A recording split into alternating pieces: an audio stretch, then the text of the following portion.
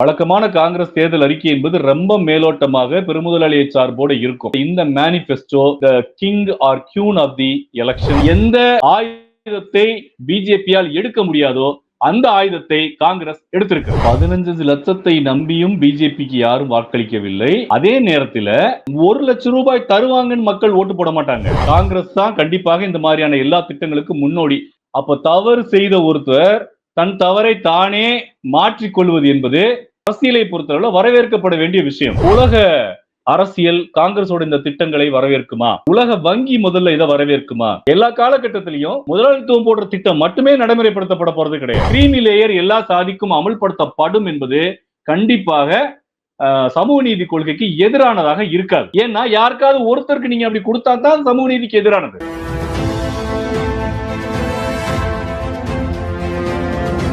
தி news light பார்வையாளர்களுக்கு வணக்கம். இன்றைய நேர்காணல் பகுதியில் நம்மோடு இடதுசாரி செயற்பாட்டாளர் ரஃபீக் ராஜா அவர்களை வரவேற்று நிகழ்ச்சிக்குள் செல்வோம். வணக்கம். வணக்கம். காங்கிரஸ் கட்சியினுடைய தேர்தல் அறிக்கை மிகவும் எதிர்பார்க்கப்பட்ட நிலையில இன்னைக்கு வந்திருக்குது. பல தரப்பினர்கள் மட்டிலும் இது வரவேற்பையும் பெற்றிருக்குது. இந்த தேர்தல் அறிக்கை வழக்கமாக காங்கிரஸுடைய அறிக்கையிலிருந்து என்ன வேறுபாடு இருக்கிறது? இந்த தேர்தல் அறிக்கை எப்படி பாக்குறீங்க? இதுல என்ன சிறப்பு அம்சமா நீங்க என்ன பாக்குறீங்க? நிச்சயமாக காங்கிரசுடைய இந்த தேர்தல் அறிக்கை வெகு மக்களை கவரக்கூடியது, வெகு மக்களால் வரவேற்கப்படக்கூடியது. இந்த 10 ஆண்டு கால பாஜக ஆட்சியில யார் பாடம் படிச்சாங்களோ இல்லையோ, காங்கிரஸ் கட்சி நன்றாகவே பாடம் படித்திருக்கிறது. காங்கிரஸ் 2014 வரையிலும் தன்னுடைய பாரம்பரியத்திலிருந்து பின்னோக்கி போய் கொண்டிருந்தது. இந்த 10 ஆண்டு கால ஒரு படிப்பினை என்பது காங்கிரஸை இந்த மாதிரியான ஒரு ஜனரஞ்சகமான மக்களை கவரக்கூடிய அளவில் ஒரு அறிக்கையை தயார் செய்யும் அளவிற்கு காங்கிரஸ் பக்குவப்பட்டிருக்கிறது. குறிப்பாக பட்டியலின பிரிவு மக்களையும் பெண்களையும் ஓபிசி மக்களையும் குறிவைத்து இந்த அறிக்கை தயார் செய்யப்பட்டிருக்கிறது. இது கண்டிப்பாக வழக்கமான காங்கிரஸ் தேர்தல் அறிக்கை கிடையாது. வழக்கமான காங்கிரஸ் தேர்தல் அறிக்கை என்பது ரொம்ப மேலோட்டமாக பெருமுதலாளியை சார்போடு இருக்கும். இந்த அறிக்கையிலையும் அந்த மாதிரியான அம்சங்கள் இருந்தால் கூட மக்களை கவரக்கூடிய பல திட்டங்கள் அறிவித்திருக்கிறது. கண்டிப்பாக தேர்தல் நேரத்துல வந்திருக்கக்கூடிய இந்த அறிக்கை, அதாவது காங்கிரஸோட இந்த manifesto the king or queen of the election 2024, அது நமக்கு எந்த மாற்று கருத்தும் கிடையாது.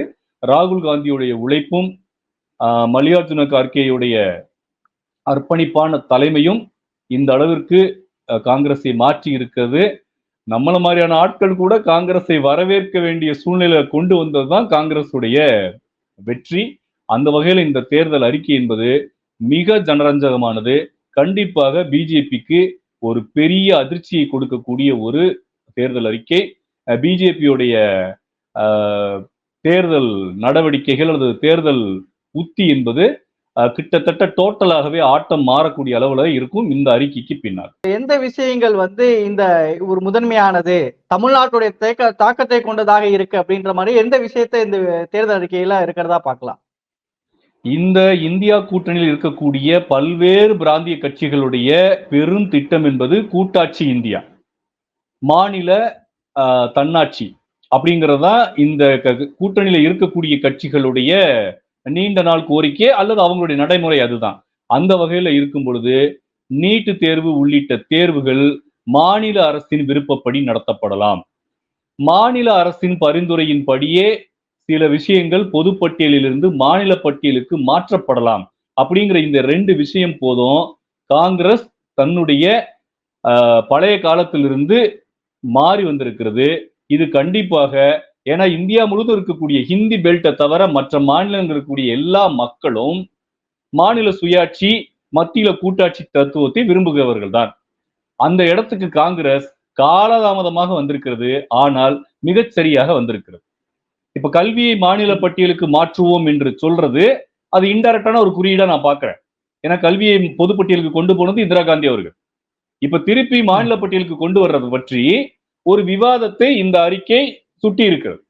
அப்ப எதெல்லாம் மாநில அரசுடைய பரிந்துரையின்படி தேவைப்படுமோ அதை கொண்டு போய் சேர்ப்போங்கிறது கூட்டாட்சி இந்தியாவுக்கு, இந்தியாவுடைய ஆன்மாவுக்கு மிகவும் பாதுகாப்பான ஒன்றாக நான் பார்க்கிறேன். அதே போல பிஜேபியுடைய ஊழல்களை தனித்தனியாக விசாரிக்கப்படுங்கிற அந்த அறிக்கை நடுத்தர வர்க்கத்தை குறிவைத்து நியோ லிபரல்ஸ் சொல்லக்கூடிய அந்த புதிய நடுத்தர வர்க்க இளைஞர்களை குறிவைத்து சொல்லப்பட்டிருக்கின்ற அந்த அறிக்கை கண்டிப்பாக பெருநகரங்களில் வெற்றி பெறும். ஏன்னா பிஜேபியோட ஊழல் என்பது 10 ஆண்டு காலத்துல நாங்க ஊழலே செய்யாதவங்க, எங்களுக்கு ஊழலுக்கும் தொடர்பே இல்லை, ஆனால் ஆட்சி மாறினால் இவர்கள் வண்டவாளம் அத்தனையும் தண்டவாளத்தில் ஏறும். அதற்கு கால்கோல் இட்டிருக்கக்கூடிய ஒரு தேர்தல் அறிக்கையாக இந்த அறிக்கையை நான் பார்க்கிறேன். அதுபோல ரோஹித் வெமுலா சட்டம் என்பது கண்டிப்பாக படிக்கக்கூடிய மாணவர்களுக்கு ஒரு பெரிய அளவுல ஊக்கத்தையும் நம்பிக்கையும் கொடுக்கக்கூடிய ஒரு வாக்குறுதி. அதே போல கல்வி கடன் ரத்து அப்படிங்கிற அந்த விஷயமும் மாணவர்களிடத்துல ஒரு பெரிய மதிப்பை பெற்றிருக்கும். அதெல்லாம் தாண்டி ஏழை பெண்களுக்கு வருடம் 1 லட்சம் ரூபாய் அப்படிங்கிறது நார்த் இந்தியாவில் இது ஒரு பரவலான விஷயமாக பேசப்படும். கண்டிப்பாக இது ஒரு பெரிய தாக்கத்தை இன்னும் இருக்கக்கூடிய சில நாட்களில் இது ஏற்படுத்தும். சோ இந்த மாதிரி விஷயங்கள்லாம் நான் மிக முக்கியமான விஷயங்களா பாக்குறேன். இப்போ இன்னைக்கு இருக்கக்கூடிய இந்தியா சந்திக்கக்கூடிய மிகப்பெரிய பொருளாதார சிக்கல்ல இன்னைக்கு இருக்குது. இது குறித்து பாஜக சொல்லும் போது இந்த ஏழை பெண்களுக்கு 1 லட்சம் ரூபாய் வருடம் தருவோம் அப்படின்றது காங்கிரஸ் வெற்றி பெறுவதற்கான வாய்ப்புகளே கிடையாது. அதனால வாக்குறுதிகள் அள்ளி விடுறாங்க. அதெல்லாம் சாத்தியமே இல்லாத ஒரு கவர்ச்சிகரமான அறிவிப்பு அப்படின்றாங்க. 1 லட்சம் ரூபாய் ஏழை பெண்களுக்கு வழங்குவது அப்படின்றது சாத்தியமானதா? இல்ல இதுவும் வந்து 15 லட்சம் ரூபாய் போடுவான்ற மாதிரியான ஒரு வாக்குறுதியா இது? 15 லட்சத்தை நம்பியும் பிஜேபிக்கு யாரும் வாக்களிக்கவில்லை. அவங்க கடைசியில தான் சொல்லவே இல்லைன்ட்டாங்க. அது அடுத்து. அதே நேரத்துல 1 லட்சம் ரூபாய் தருவாங்கன்னு மக்கள் ஓட்டு போட மாட்டாங்க. இந்த மாதிரியான ஒரு விஷனை நம்புவார்கள். ஏழை எளிய பெண்களுக்கு 1 லட்சம் ரூபாய் என்பது அதற்கு பல்வேறு தரம் தகுதி நிர்ணயம் செய்யப்படும். அந்த நிர்ணயத்துக்குள்ள பெண்கள் வருவார்கள். கண்டிப்பாக ஒரு மாபெரும் ஒரு பெரிய எல்லோருக்கும் வழங்கப்படக்கூடிய ஒரு திட்டமாக இருக்காது. மக்கள் அந்த மாதிரிலாம் நம்ப மாட்டாங்க. வீட்டுக்கு 1 லட்சம் கொடுக்குறாங்களா? அப்படி கிடையாது. இந்த மாதிரியான ஒரு திட்டத்தையே பெண்கள் வரவேற்பார்கள். இந்த மாதிரியான ஒரு திட்டத்தை எளிய மனிதர்கள் வரவேற்பார்கள். ஏனால் 15 லட்சம் தர்றேன்னு சொன்னதையே நம்பி ஓட்டு போட்டாங்கன்னு நினைச்சிட்டு இருக்காங்கல்ல. அந்த இடத்துல இருந்து இந்த 1 லட்சம் ரூபாய் என்பது கண்டிப்பாக மகளிர் மேம்பாட்டுக்கு உதவக்கூடும். ஏன்னா இன்னைக்கு காங்கிரஸ் பார்த்தோம், கர்நாடக காங்கிரஸ் ஏழை பெண்களுக்கு இலவச பேருந்து வசதி தமிழ்நாட்டை பார்த்து கொடுத்தது. அது ஒரு மிக பிரம்மாண்டமான ஒரு விஷயம். அது கண்டிப்பாக அதை நடைமுறையில் செயல்படுத்தி காட்டியிருக்கிறது காங்கிரஸ். அதே போலவே அங்கும் மத்திய அரசு இந்த ஜெனரல் எலெக்ஷன்ல தேர்தல் காங்கிரஸ் அளித்துள்ள தேர்தல் அறிக்கையில் இருக்கக்கூடிய இந்த அம்சம் பெரிய வரவேற்பை பெறும். இன்னொரு பக்கம் ஜிஎஸ்டியா இருக்கட்டும், நீட் போன்ற நுழைவுத் தேர்வுகளா இருக்கட்டும், 370 இருக்கட்டும், இதெல்லாம் காங்கிரசினுடைய வழிகள் தான் முன்னோடியா இருந்ததுதான், அதை தான் பின்பற்றி பாஜக செய்யுது அப்படிங்கிற விமர்சனம் ஒரு தரப்புல வைக்கப்பட்டாலும், இன்றைக்கு இந்த வாக்குறுதிகள் காஷ்மீருக்கு வந்து நாங்க மாநில அந்தஸ்து கொடுப்போம், புதுச்சேரியை கொடுப்போம், இப்போ ஜிஎஸ்டியில வந்து நாங்க வந்து 2.1 புதிய முறையில கொண்டு வருவோம், இதெல்லாம் வந்து ஒரு நடைமுறை சாத்தியமா? இதை காங்கிரஸ் செய்யுமா? இல்ல தேர்தலுக்கான ஸ்டண்டா தானே இதெல்லாம் பார்க்கப்படுவது?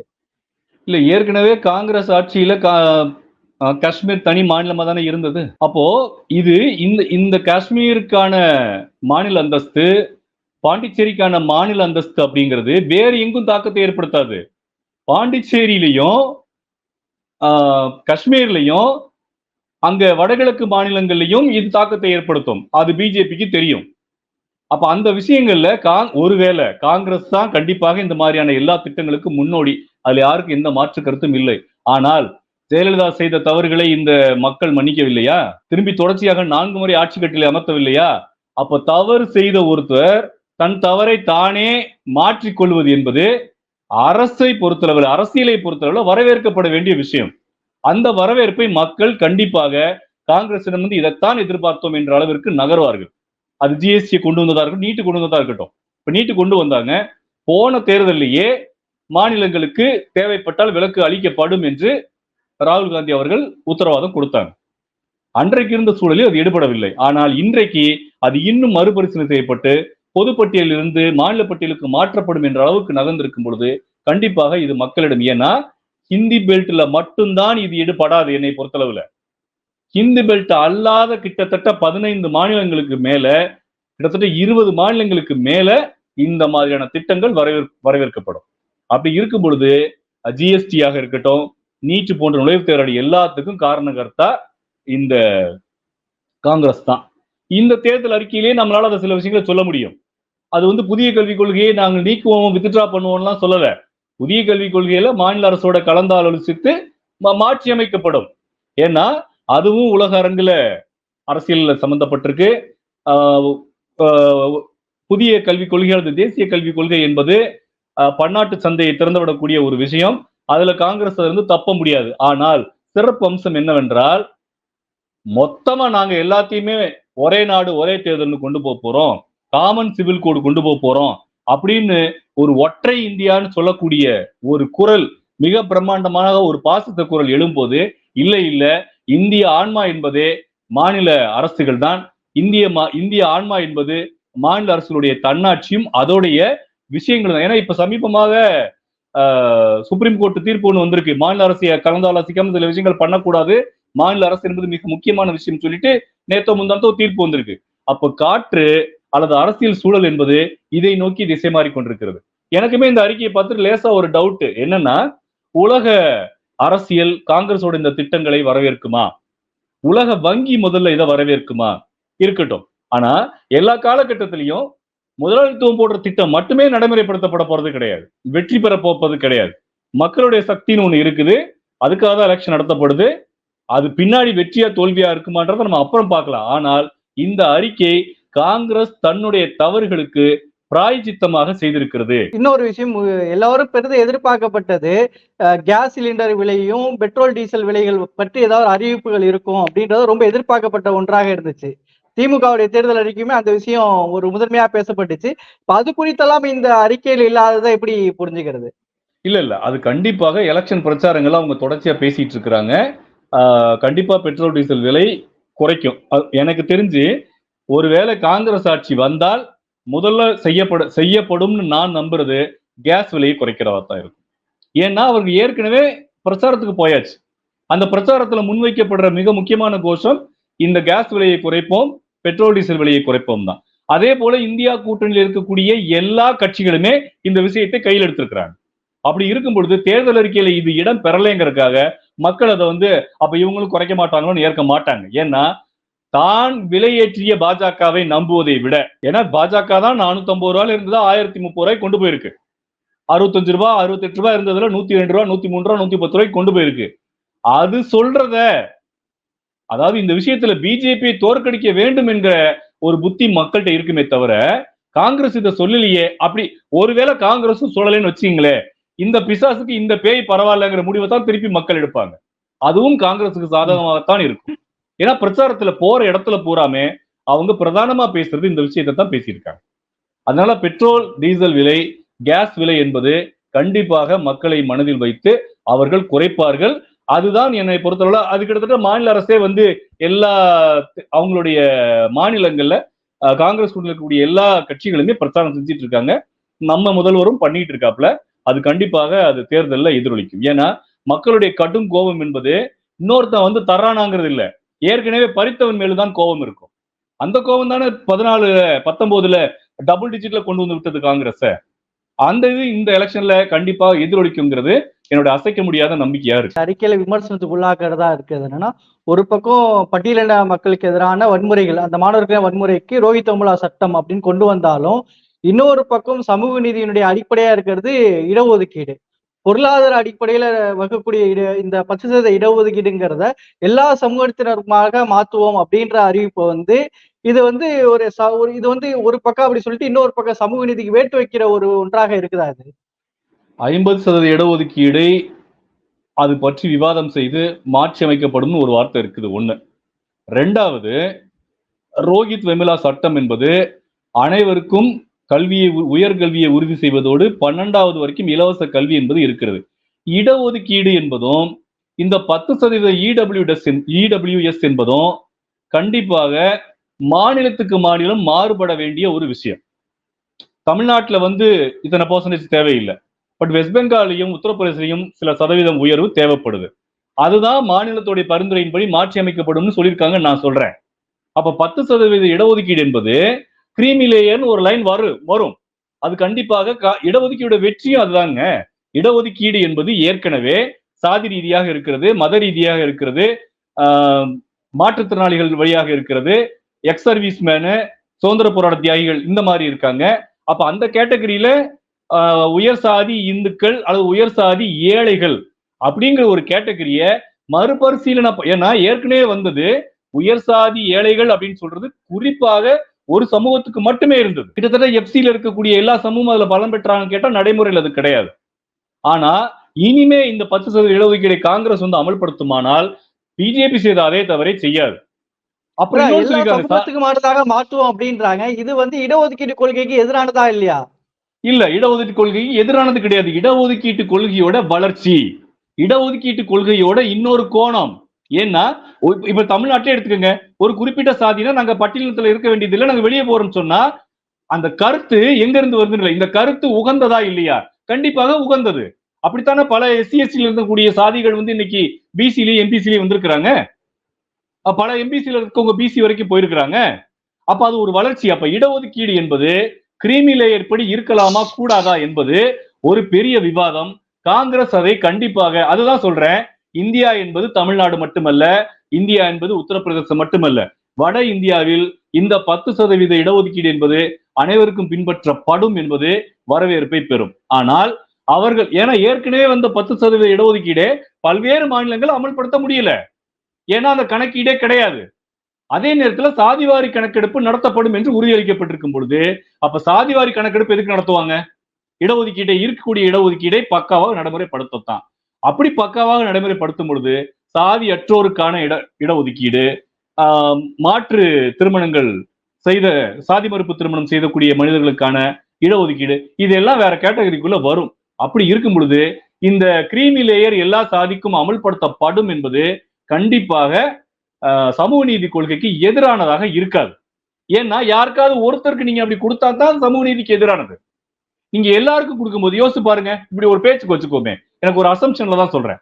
இப்போ ஒரு குறிப்பிட்ட சாதியினர்ல நாங்க வந்து சாதியற்றோன்னு போட்டதுக்கு அப்புறமா அவங்க கிரீமி லேயருக்குள்ள போயிட்டாங்க, அந்த 10% போயிட்டான்னு வச்சுங்களேன், மிச்சம் இருக்கக்கூடிய அந்த சாதியை சேர்ந்தவர்களுக்கு 23%, 16%, 1% போகத்தானே போகுது. சோ இந்த 50க்கு குறையாமல் தான் அவர்கள் மேற்கொண்டு கொடுக்கிறார்கள். அப்படி இருக்கும் பொழுது இதுவரை இந்த பிஜேபியால் அனுபவித்த சில குறிப்பிட்ட சாதியினருக்கு மட்டும் அனுபவித்திருந்த இந்த இடஒதுக்கீட்டு அநீதி என்பது இனி எல்லோருக்கும் வரப்போறது அப்படிங்கிறது கண்டிப்பாக வரவேற்க வேண்டிய ஒரு விஷயம்தான். கிரீமி லேயரே வேணுமா வேணாமாங்கிறது வேற ஒரு தளத்துல விரிவா பேசப்பட வேண்டிய விவகாரம். சாதி ரீதியாக கொடுப்பது எப்படி சரியோ, மத ரீதியாக கொடுப்பது எப்படி சரியோ, அது போல ஏழ்மையை மையப்படுத்தியும் கொடுப்பது என்பது ஒரு இடதுசாரியாக என்னை பொறுத்தளவுக்கு அது சரிதான். அது எந்த அளவில எப்படி நடைமுறைப்படுத்த போறாங்கன்றதுதான் அந்த பிரச்சனை வரும். பிஜேபி கொண்டு வந்த அந்த நடைமுறை என்பது தவறு. ஏன்னா இந்தியா முழுவதும் ஒரே போல 10% இடஒதுக்கீடு, தமிழ்நாட்டுல 10% ஆட்களே இல்லையே, 1% இருக்கக்கூடிய ஒரு மனிதர்களுக்கு 10% இடஒதுக்கீடு எதுக்காக? அப்ப தமிழ்நாட்டுல அவங்களுக்கு எத்தனை பர்சன்டேஜ், அத்தனை பர்சன்டேஜ் கொடு. யூபியில எத்தனை பர்சன்டேஜ் கொடுங்க. வெஸ்ட் பெங்கால் எத்தனை பர்சன்டேஜ் கொடுங்க. அதுவும் சமூக நீதி தான். ஏன்னா எஃப்சி இதுவரைக்கும் அந்த ஓசி எஃப்சி அந்த உயர் சாதி இந்துக்களுக்கு கிடையாது, இடஒதுக்கீடு கிடையாது.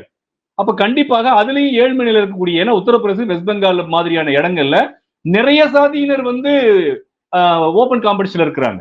நம்ம நினைக்கிற மாதிரி பிராமின்கள் மட்டும் கிடையாது, அவர்களும் இடஒதுக்கீடு இல்லாமல் அவதிக்குள்ளானார்கள்.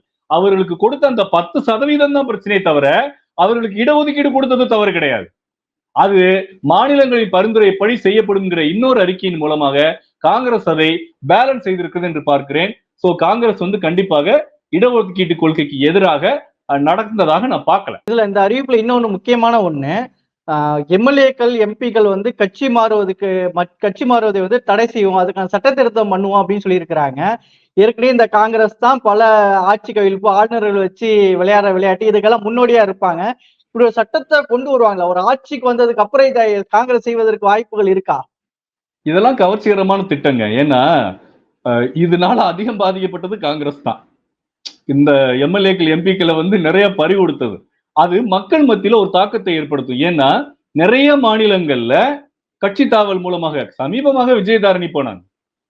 அப்போ இப்ப நம்ம ஏற்கனவே இருக்கு 3/2 ஏதோ இத்தனை சதவீத பங்கு போனா மட்டும்தான் கட்சி தாவல் சட்டம் செல்லாது.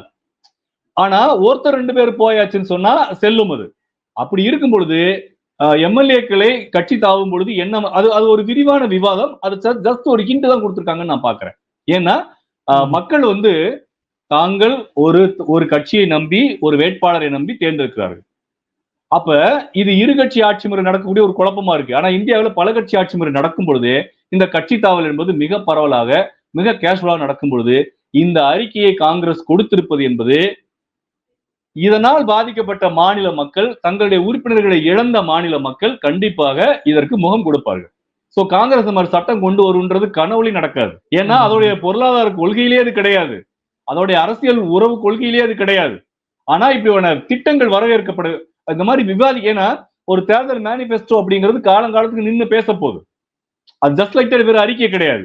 பொதுமக்கள் முன்னாடி நீ கொட்டியிருக்க இந்த விஷயத்த நாளைக்கு நீ செய்யலைன்னா கண்டிப்பா அது ரிஃப்ளெக்ட் ஆகும் அடுத்த எலெக்ஷன்ல. அப்படி இருக்கும் பொழுது காங்கிரஸ் இதற்கு பதில் சொல்லி ஆகணும். அது உதாரணமா நான் திரும்ப திரும்ப சொல்றது கர்நாடக காங்கிரஸ் அரசு தான். கர்நாடக காங்கிரஸ் அரசு தான் செய்த பல தவறுகளை அதிலிருந்து மீண்டு பல விஷயங்களை மாற்றி செய்திருக்கிறது. அந்த மிக துணிச்சலாக செய்திருக்கிறது. RSS இயக்கத்தை நாங்கள் வந்து பயங்கரமா கண்காணிக்க போறோம், செய்த தவறுக்கு தண்டிக்க போற அளவுல வந்து பேசியிருக்காங்க முதலமைச்சர். அங்க அந்த அளவுல வந்து ஒரு பாய்ச்சலை ஒரு மாநில அரசு கொடுக்க முடியும் என்றால் இந்திய அரசாங்கம் கண்டிப்பாக செய்ய முடியும். அதனால வந்து காங்கிரஸ் இந்த மாதிரியான விஷயங்கள் வந்து தேர்தல் ஜிமிக்ஸ் தான் கூட கண்டிப்பாக மக்கள்கிட்ட அது ஒரு வரவேற்பை பெறும். மற்றபடி காங்கிரஸ் இந்த மாதிரி இப்ப GST மாற்றி அமைப்போம்னு சொல்லியிருக்கிறாங்க. அப்பெல்லாம் ஒன்றும் பெருசா மாற்றி அமைக்கலாம் முடியாது அதனால. ஆனால் மாற்றி அமைப்போம்னு சொல்ற அந்த குரலே இங்க எடுபடும் நான் சொல்றேன். பிஜேபி போய் நாங்க GST மாத்தி அமைப்போம்னு காங்கிரஸ் சொல்றது பொய்ன்னு சொன்னா நிஜமாவே அது யாருக்கு ஆப்பு? அது பிஜேபிக்கு தான் ஆப்பு. ஏன்னா GST பற்றி அது வெளியில பேசவே முடியாது. அப்படி இருக்கும் பொழுது அவர்கள் GST குறைப்போம்னு கூட்டுவோம் என்ன சொன்னாலும் GST பற்றி பேசுவதற்கான இடத்துல பிஜேபி இல்லை. அப்ப திரும்பவும் காங்கிரஸோட இந்த வாய்ஸ் தான் சரி ஏதோ பண்றான்னு சொல்றாங்களான்றதான் எடுபடும். பிஜேபியினுடைய தேர்தல் அறிக்கை இன்னும் வரல. அப்படி இருக்கும்போது காங்கிரசினுடைய அறிக்கையை பீட் பண்ற வகையில அது கவுண்டர் கொடுக்கிற வகையில பிஜேபியினுடைய தேர்தல் அறிக்கை வரும்னு எதிர்பார்க்கலாமா? கண்டிப்பா இல்ல. அதெல்லாம் ஏற்கனவே பிக்ஸ் பண்ணப்பட்டு எப்பயோ வச்சிருப்பாங்க அவங்க எல்லாம். அப்படிலாம் வந்து பிஜேபி வந்து இவங்களை பார்த்து பயந்து நோ. ஏன்னா அப்புறம் இன்னொன்று இருக்கு, எப்பொழுதுமே எதிர்கட்சி அளிக்கக்கூடிய தேர்தல் அறிக்கைக்கு பெறக்கூடிய ஒரு வரக்கூடிய ஒரு வரவேற்பு ஆளுங்கட்சியோட தேர்தல் அறிக்கைக்கு இருக்காது. நல்லா பாத்துங்க. 2006 ஜெயலலிதா லேப்டாப் தருவேன்னு சொன்னாரு, கருணாநிதி டிவி தருவேன்னு சொன்னாரு. டிவி தான் ஜெயிச்சது, லேப்டாப் தோத்தது. அன்னைக்கு நிலைமைக்கு லேப்டாப் 30,000 ரூபாய் 60,000 ரூபாய், டிவி வெறும் 2,000 ரூபாய்க்கு செய்ய முடியும்னு சொன்னார் கலைஞர். ஜெயிச்சாங்களா இல்லையா? அதே ஜெயலலிதா 2011 லேப்டாப் தருவோம்னு சொன்னாங்க, ஜெயிச்சாங்க. அப்ப ஏன் சொல்றோம்னா கவர்ச்சிகரமான தேர்தல் அறிக்கைங்கிறது அப்படியே ஒருவேளை காங்கிரஸுக்கு கவுண்டர் கொடுத்தா வெற்றி காங்கிரஸுக்கு தானே. ஏன்னா காங்கிரஸ் தேர்தல் களத்துல கேள்வி யாரு கேட்கிறா, பதில் யார் சொல்றாங்கிறது மக்களால் கூர்மையாக கவனிக்கப்படும். கண்ணுக்கு தெரியாமல் கவனிக்கப்படும். அப்ப காங்கிரஸ் எழுப்பக்கூடிய கேள்விகளுக்கு பிஜேபி பதில் சொல்லுச்சுன்னா பலகீனம் பிஜேபிக்கு. அந்த பலன் அடைய போவது காங்கிரஸ். என்னை பொறுத்தளவுல இந்த தேர்தல் அறிக்கை என்பது கண்டிப்பாக காங்கிரஸுக்கு ஒரு பெரிய பலத்தை அளிக்கக்கூடியது அப்படிங்கிறத நான் ஆழமா நம்புறேன். ஏன்னா என்ன சொல்றது, இந்த அத்தனை கட்சிகளையும் நிறுத்தக்கூடிய, இந்த அத்தனை கட்சிகளுக்கும் பொருந்தக்கூடிய ஒரு தேர்தல் அறிக்கையை சொல்லி இருக்கிறார்கள். இது மிக முக்கியமான விஷயம். இந்த விஷயம் வந்து பிஜேபி கிட்ட செல்லாது. ஏன்னா கோட்பாட்டிலேயே நாங்கள் ஒற்றை இந்தியாவை கொண்டு வரும் என்று சொல்லுவார்கள்.